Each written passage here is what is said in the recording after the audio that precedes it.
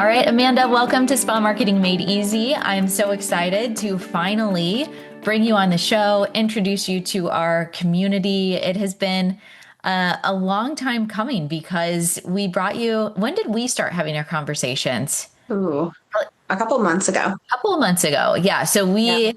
we were kind of getting to know one another, having some conversations. We ended up bringing you on the team, which I'm so grateful for. And Thank we've you. been kind of having you behind the scenes, working with our implementation clients, with our fundamentals clients, doing some stuff in that arena. And now I'm like so excited to introduce you to our entire Addo family. So Me welcome. too. Thank you. I'm happy to be here. So I want everyone to know kind of who you are as a human, what you're about, what your background is, all that kind of fun stuff. Because I think what really stood out to me in our like beginning conversations was like how similar our path was. And, Yep. like I started at the front desk when I first got into like I started at a day spa. Well, I started as a solo, right? So I got out of school. Um, I started as a solo and very quickly moved into medical aesthetics. And that was just kind of my home, my place. But I feel like I've worked every single role. I've done front desk, I've been in the room, I've been the patient care coordinator, I've been the spa director, I've been, the like person that they hire for people when you leave because you're doing whatever needs to be done to get that practice going. And I know we Absolutely. really connected on that as like it, fulfilling, like you're the coach, you're the like the coach to the injectors and to the estheticians, and you're like doing the marketing and you're just everything. It's like there's so many different aspects that it takes. Wearing a lot of hats for Yeah, sure. wearing Yes. a lot of hats. So tell me about your journey. Like did you always know that you were going to get into aesthetics? So I remember being, well, this is kind of funny. I remember being my daughter's age, so 11. And I remember saving up my allowance and going to this day spa in Indianapolis to get a facial. And I remember my parents were like, "You want to get?" And I was like, "Yeah, I want a facial. I want to like go to a spa and do this whole thing." And I literally remember giving them like, I mean, like paying it out. And I think like the last $2 were in quarters. So like I was like, I've always loved taking care of my skin. I've always loved makeup and Was anyone in your lashes. family, like I didn't even know spas were a thing. Yep, I I mean, for know. me, I was like, you can actually, I always thought, like you go, everyone in my family is an engineer, a teacher, or in the military. It's like, that's what everybody does. Or they're an entrepreneur, right? We do have some sprinklings of those, but there's like these very clear paths. I had Yeah. no idea a spa could be a path. So I remember when my parents would travel, a lot of times the husbands would golf and the wives would go to a spa. So I think that's why it kind of stood out to me. Okay. And so I remember doing that. And then I remember in high school kind of thinking maybe I want to be a makeup artist or do something. And I feel like when you and I started, like the aesthetic license was kind of a newer thing, right? So I went to When were college you? I for, was 2006. Were you? so I graduated high school in '03, but I graduated aesthetic school in 2006. Okay. So So we were yeah, exactly the same year. yep. And I went to college. Then I worked at a day spa there, and just started to fall in love with it. And so I ended up working there, moving into an aesthetics role, and I worked at that day spa for a couple years, and then I just moved into. I really wanted to do some more aggressive treatments, so I took an admin role at a med spa and worked my way up. I would say more recently, the thing I'm the most proud of is really my time at the plastic surgery practice that I was at. The surgeon that I worked for, um, we had worked together at another plastic surgery practice, and he told me, I don't want to have a med spa. I don't want to have 30 employees. Like, I don't want it to be a big thing. Like, I just want to operate.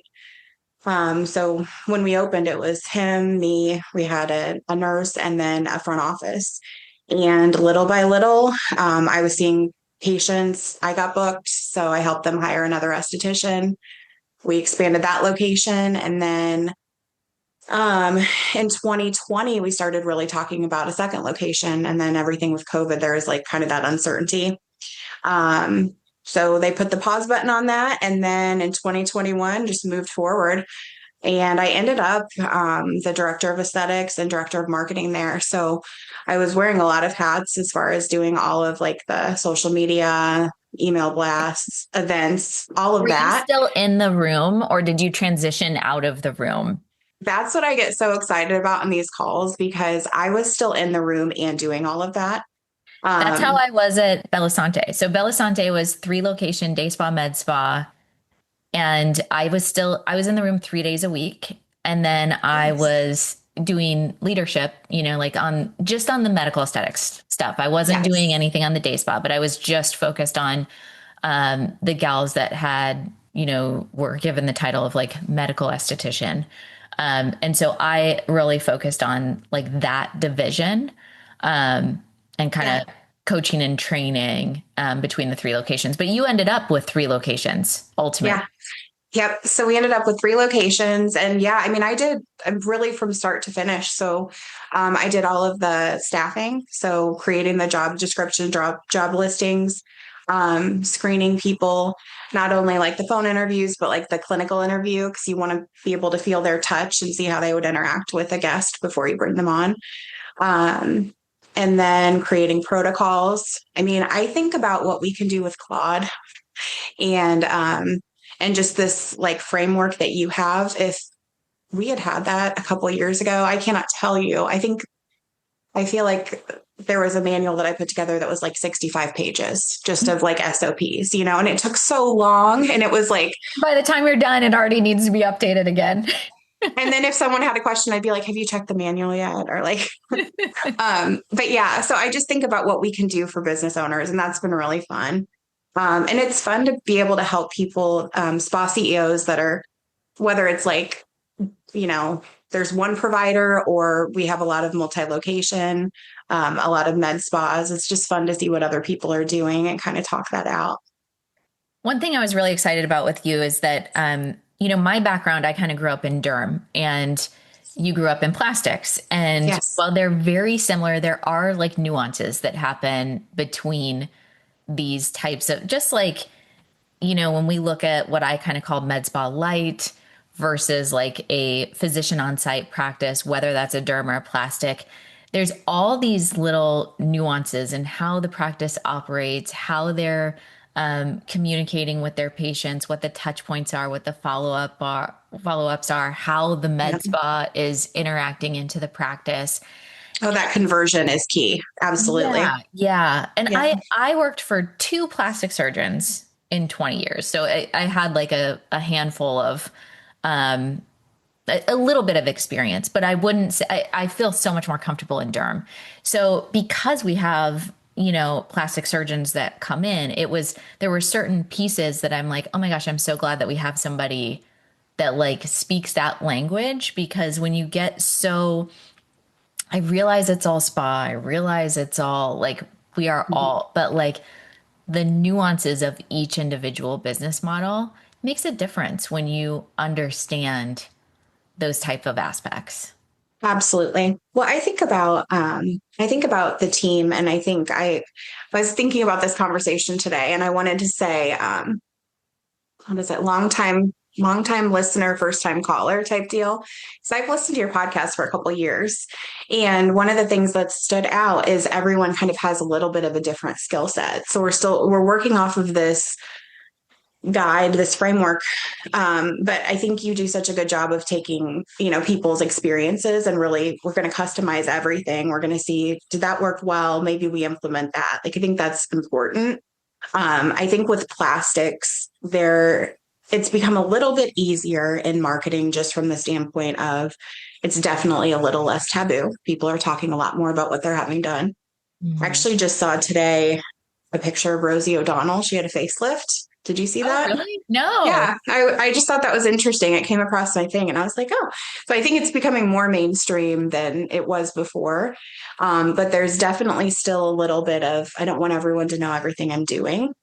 So trying to get creative with like your referrals, of your word of mouth, the events that you are working with and that you're putting on, all of that is a little different with plastics. Yeah, I think definitely like energy-based devices are much more accepted than, and I think there's also Yep. a lot more hand-holding in the sense of like surgery is obviously it's an invasive Oh yeah. thing. You're going under Yeah. anesthesia. You're for most, I mean, there's a lot of pieces there where it's like, am I doing the right thing? What are the Yeah. risk and complications, which are very different than like getting a BBL. It's Yes. so Yes. there's the emotional piece that needs to be kind of I dealt think that's the thing though, like just and thinking about the team, like all of us as estheticians and just providers getting into this, like we have these wonderful tools. We have all of these things that we can do to help people with their confidence and to sometimes even educate them that hey, this is a concern you have, and like I actually can help you address that. And then there's this piece of like almost the wellness that's kind of being married with aesthetics too. That's cool, so people can Yeah. feel as good as they look.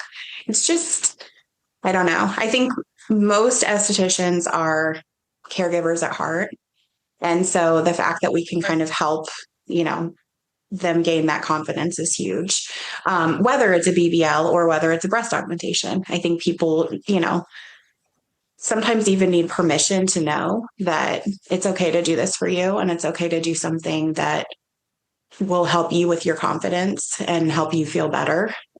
It's I not think vain, that's yeah, it's such an important piece. Like when I was doing consultations, it's always like my approach was if it doesn't bother you, it doesn't bother me.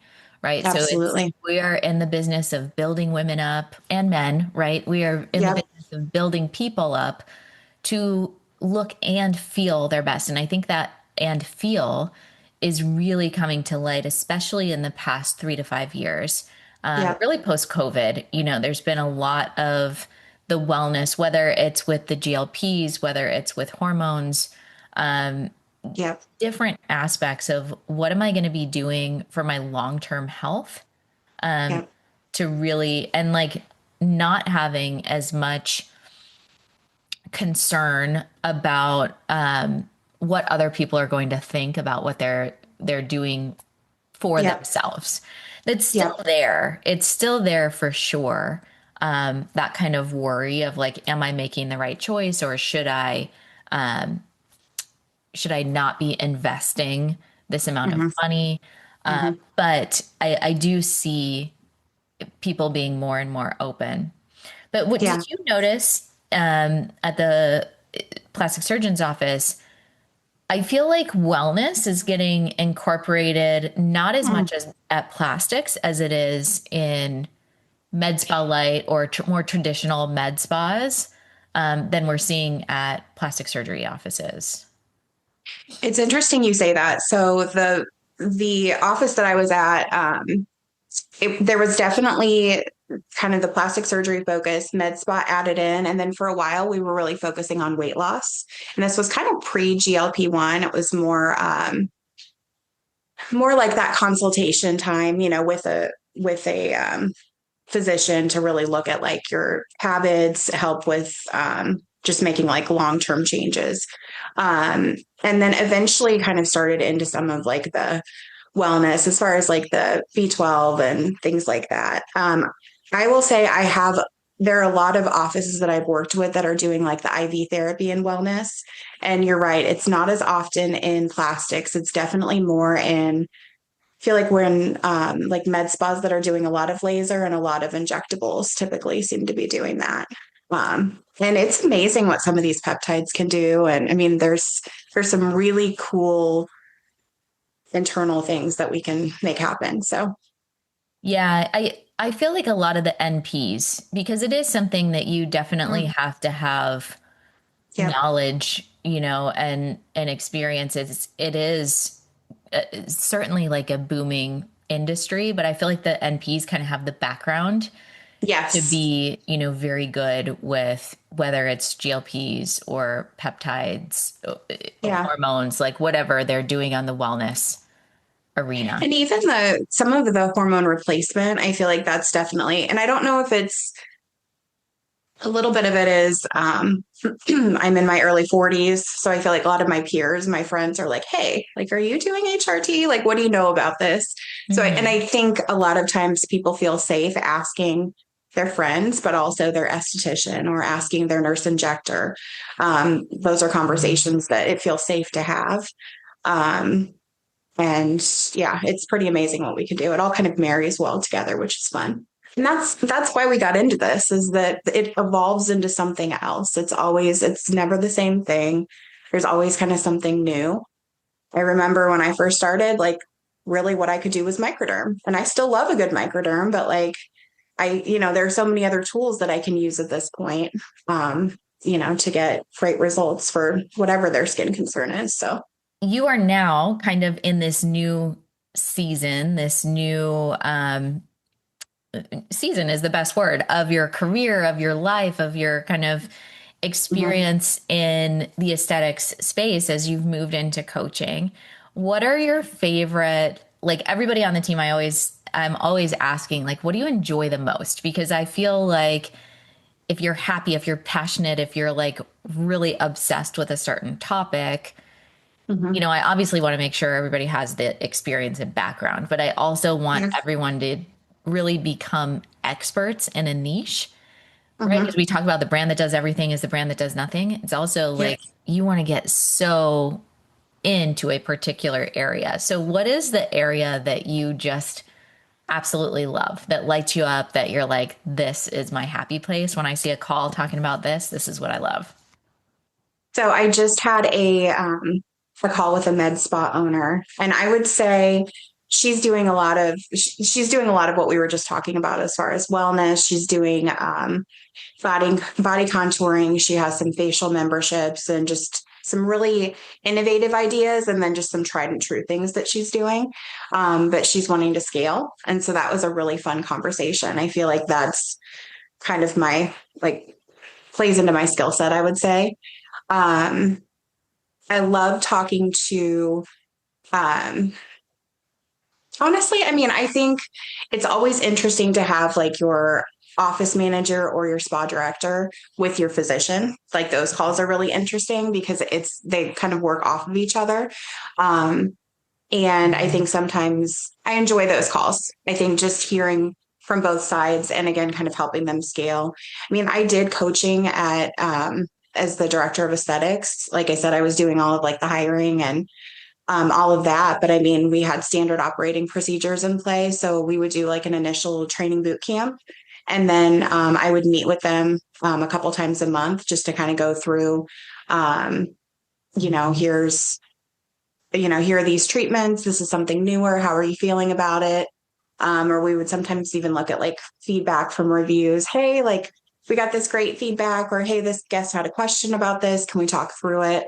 So I think just helping develop people, developing their like not only their like hard skills, but also their soft skills and I think sales. we always go back to like what we know so well, Yeah. also. And for you being a part of a practice that grew very rapidly, being in a leadership role, you were the director, but then also, in communication with the physician and kind of building the plan. It's like when you've been Yeah. in that space, then you understand it on such a deep level, which is, Yeah. allows you to be able to coach in a better way. And having the rapid growth, Mhm. to 3 locations in a surgical practice, expanding team, all of that. I think it just speaks very, very much to your skill set of like, of course I love doing this. This is what I just went through and, Yeah. Yeah. and And did very learn. well. Yes. And I think like these are the things that worked really well, or maybe these are the things I would do differently. I think especially like even initially when I thought of systems, because I'm also kind of a creative, and I think a lot of estheticians are, when you think of systems, you're like, yeah, but there's that one patient and I need to do it this way for them. It's okay to do that if you have to, but you have that system in place. So that's the standard most of the time, 99% of the time. And then if you've got this one offset, like it's okay to have that. And I think that for me really kind of opened up my eyes to just systems in general. The other thing I wanted to mention to you, and this was one of our initial calls, was just talking about, and I know Christy mentioned this in the community the other day, but no is a complete sentence. So Yeah. where I'm at right now in my life is really setting, like, I don't want to say a Boundaries. boundary, but in a way of like, this matters to me. And when I make time to do this, I can show up so much better in all of these other things. And so being able to help spa owners do that is really cool.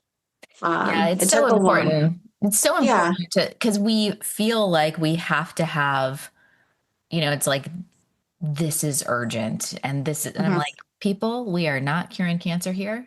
We are so blessed to be able Yeah. to do the work that we're doing, but like it's very rare that we're dealing with something that is so urgent, right? And Yep. so I regularly will say that like you are your business's greatest asset. And the better you Mhm. care for yourself, the better you're Yeah. going to show up for your team, for your clients, for everybody. And it's so hard, I think, for women in general. Mhm. And Yeah. like, I'm sure there's guys out there too, but we just deal with so many women. Um, and I see it as a pattern over and over is that we put everybody else before ourselves. But then Yeah. we're like, how do I get out of this cycle? And it's like, well, the cycle is to care for yourself because then it's like your cup is full, right? There's Yeah. the Instagrammable, whatever, all the quote, you can't pour from an empty cup, right? But Yeah. when we are full, then we can help so many others. We can really show up as our full potential. But that takes the ability to say no and the ability Yeah. to allow yourself to rest. And I think sometimes I don't know if you can relate to this, but just as a working mom, I think that's the other piece of it is sometimes it's like, oh, I'm working X amount of hours. And so I do feel bad if I'm not working doing this for myself. Um, and I was the same as you. I was in the treatment room 2 days a week. And then I moved completely out. And that was a hard transition. And so I think I can relate to the spa CEOs as they do that because it's bittersweet. You have your favorites and you want to have your hand in that, but you also know that you can't do everything to the quality that you want to or as well as you'd like to if you're muddled and you're in the treatment room 5 days a week and then you have 2 days left to do everything else and then there's no time for your family, yourself, anything. So I think that's been really rewarding so far. And the calls that we have are fun. I mean, I'll get off the call and I'm just beaming because I'm like, she was so cute. I love that. Or I'll learn about like new skincare product or, it's just fun to sit and chat too. Wonderful. Well, I'm so glad that we got the opportunity to introduce you. I'm so happy and honored and excited to have you onto to our team. It's been such like a nice, easy transition. And Thank you. to all of our listeners out there, I'm so excited for you to meet Amanda. Amanda, Can't thank wait to you. meet you guys. Thank you.